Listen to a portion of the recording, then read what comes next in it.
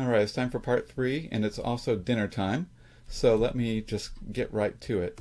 This is the most optimistic part of all, where I'm going to show you evidence that we are getting better at treating COVID-19. How much better are we getting? And I'm going to show you a graph for that. Big surprise, right? Here's where the graph comes from, and the one caveat, I just got this off of Twitter, but it looks right. You know, it looks like data that I trust, and I don't think that there's any, it goes along with everything else I've seen. And what this shows is it shows the case fatality rate for Florida. And this is just how many people they knew were cases, how many people those died, and what age were they. And it's really important to keep in mind COVID-19 is very age dependent. So this breaks it down. I want to credit this account for where it comes from, and I want to thank it, Mark Bevan, for putting this together. If we zoom in on this, you can see this goes from March 16 to August 24th. Now, most of these cases happened in the second part of this graph, and yet you see the case fatality ratio is dropping for every single age. So Florida had more cases, they had an outbreak during the second half of this graph, and yet more of those people survived in all age ranges. Now, Florida's IFR, if you don't adjust for age, actually this is the overall CFR here, you see that it dropped from about 5% to about 2%. And that means that all people across all ages, it dropped by about that much. But you can see within each age group, it did drop except for one. And I'll tell you which that age group was, because those colors are a little bit hard to read. So this is from me squinting at it, and I want to put it in a unit that's not a fraction of a percent and not on a log scale. So this is my estimate from the graph, how many people out of 1,000 positive for COVID-19 will die in March versus now. This is in Florida, but it should extend. Florida's got the same kind of hospital tricks, and all our doctors are talking together. And so this should extend to the rest of the country. And you see as you go down, the older age bracket, 170 out of 1,000 used to be the percentage that died. Now it's 80 out of 1,000. So 8 out of 100, each of those is a tragedy. But there's 92 out of 100 who are age 70 to 79 that get COVID-19 and survive. If you move down the age brackets, you can see that the fractions get much better. And you can see that they're always going from 80 to 26. They're going from 20 to 7, then from 10 out of 1,000 to 3 out of 1,000 that die. They are going down by about half to 2/3. They're being cut by a factor of 2 to 3 times. The only age bracket that doesn't is the very bottom. In March, 1 out of 1,000 age 0 to 29 who caught it died. In August, 1 out of 1,000. So that's and that shows you those numbers are very low. But it seems that the way that this attacks people is still attacking that age group with the same severity. Thankfully, it's low, the lowest of them all. So the overall case fatality rate has dropped from 6% to 20%. And remember that we miss a lot of infections, so we have to estimate how many infections are out there.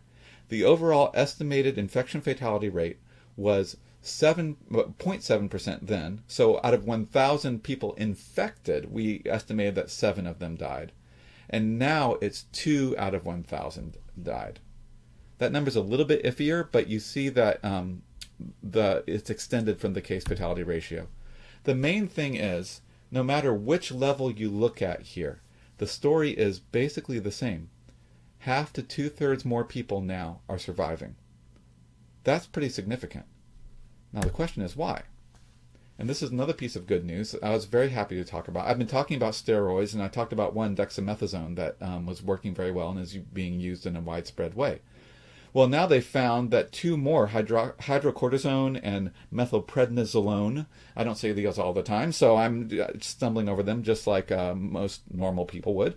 But the main thing I want to say is that these 3 different steroids, when the doctor looks at the results, I had a big smile on my face when I saw the results. And that's the same reaction I have. There's a lot of steroids out there, and they probably work at different stages depending on the virus. So there's a lot of work to be done, but steroids are totally paying off. because steroids are cheap, freely available, easy to deliver. We have, I think that's a big factor for why have death rates been dropping by 2 to 3 times.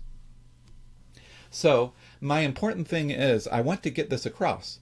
This is not the same exact disease that we were facing earlier on, and we are making progress in going against it.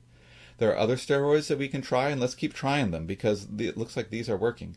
Remdesivir came on early, but it's actually had some disappointing results. It kind of is squint if you miss it in some cases, it's that kind of thing. Convalescent plasma, my take on that is it's okay, but it's inherently heterogeneous. It's inherently from different people with different antibodies, and there's different effects in different other people. And so it's hard to standardize. And so I understand why they haven't been able to do really a high quality randomized trial. That said, it still looks good, but we need to be working on other things as well. So I say, let's move ahead with convalescent plasma, but let's recognize the inherent drawbacks to this. My favorite is monoclonal antibodies, but that's because I work with antibody-antigen binding. And there are many other repurposed drugs that I've seen lots of papers for screens for how these repurposed drugs might work. Just like we're repurposing the steroids, there may be other repurposed drugs. There's like a heartburn drug that might work against it. Great. Let's move them from the screens to the clinic. But that takes time. We've got to have patience. So in the face of this fatality rate drop, I want to go back to my last one where I talked about let's get the context of how many people do we expect to be currently infected. And then when we test people, we see this number of people are currently infected. That will give us the context for, is that higher or lower than I expect? We don't expect 0. We shouldn't expect 0. There's a lot of asymptomatic infections. Who knows how they transmit right now? There's some asymptomatic transmission. And there's also the prospect of things getting worse in November. But how much worse? So how do we navigate this middle ground? And the one thing I want to say is with the personal decisions that are, to use an old-fashioned word, to be virtuous. It matters if you are humble when you approach the data, when you approach the projections of the data.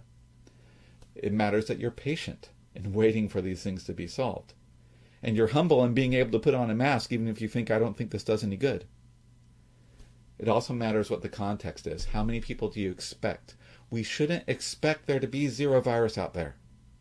It's not going to be that way for a respiratory virus. But what do we expect? We can look at the models and we can say, okay, this is worse than I expected, better than I expected. When looking at data, one lesson that I've always seen, if I'm looking at 3 streams of data, 2 are good and 1 is bad. And that's about as good as I can expect. Don't expect all the streams of data to line up for you and push you on your way. But humility that I'm talking about is saying 2 steps forward, 1 step back. Well, that's still 1 step forward. And that's what the data is going to be. It's complex. It goes up and down. You can't look at a single day. You can't look at a single type of data. That said, we do want to definitely make sure that we prioritize the data and that we look at the tragedy of deaths and the scary possibility of positive cases, but also the certainty, the clinical certainty of hospitalizations. And so that's what these data updates are all about. All that is to say, I'm going to leave you with that for now. Hopefully it's a little optimistic because I am optimistic. I don't know any better than anyone else. After all, I'm just a biochemist, but some of these structural immunology things that I learned from my PhD are coming in kind of useful now. So I want to pass those on with the final statement. I don't really know, and we will have to see, and we put ourselves in the hands of God as we go forward. Okay?